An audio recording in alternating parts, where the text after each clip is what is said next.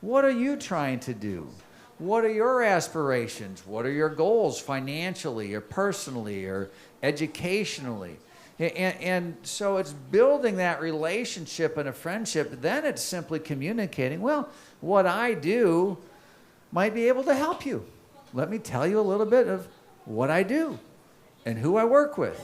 And so I think the whole idea of how we build relationships or friendships with new people is a huge area for us to learn and improve, so that we're not so much selling Amway as we are servicing and understanding another person's needs, whether it's a product or whether it's the business opportunity or whether they just want to be part of something. And I think it's important for us to be flexible enough and open enough to build the relationship. At some point, they'll probably want a product. At some point, they might be interested in the business opportunity. But most importantly, let's just make friends.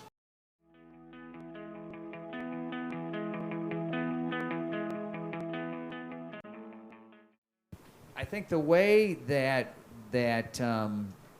information is going to be exchanged and information heard is going to be expanded. There's a data sharing and there's an analytical environment that we're going to have globally, that we are building globally, so that we are getting on a constant basis data and feedback about the results of our work. And are we making good decisions that are getting good results, or where you are getting good results from those decisions? Or are we making decisions that are not helping you get good results? Because remember, as Mike said, it's all about your success. So the measure always is, does it work for you and other ABOs around the world? So that's the first way that we're thinking about getting data. The second way is a more traditional way. It is about relationships. It's being here. It's connecting at different levels, whether it's at leadership seminars or whether it's at regional events or whether it's just locally through the AECs here in China, of finding times to sit down with Amway teams, sitting down with you and others like you, evaluating some of that data. So here's what we're seeing in the marketplace.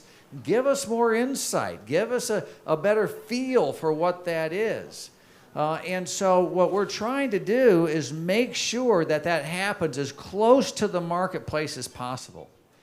So we are constantly thinking about how to get feedback, how to analyze the data or the input that we get, and then how to turn it into better actions so that we make better decisions that will generate better results for you and for your businesses.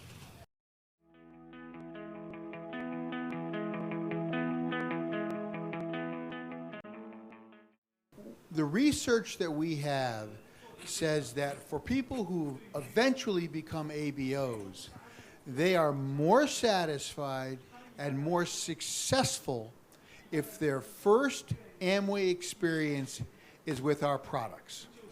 We think our products create such a positive experience with customers at first and then ABOs that can bring them into the business with our products is the best way to go. We need to work with you to help them naturally make a migration that's right for them to become an ABO if they want to become an ABO. And I just wanted to reinforce what you described in your question, which is we have great products. It's a great way to introduce people to Amway.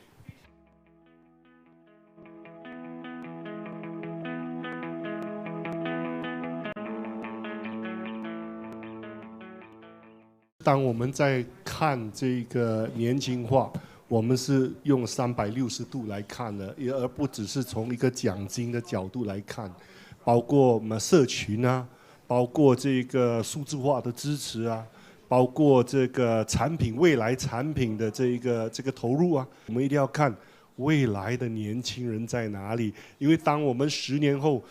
大家都是已经属于是40岁以上了，可能哈，未来10年就是现在的15岁的，他的喜爱是什么？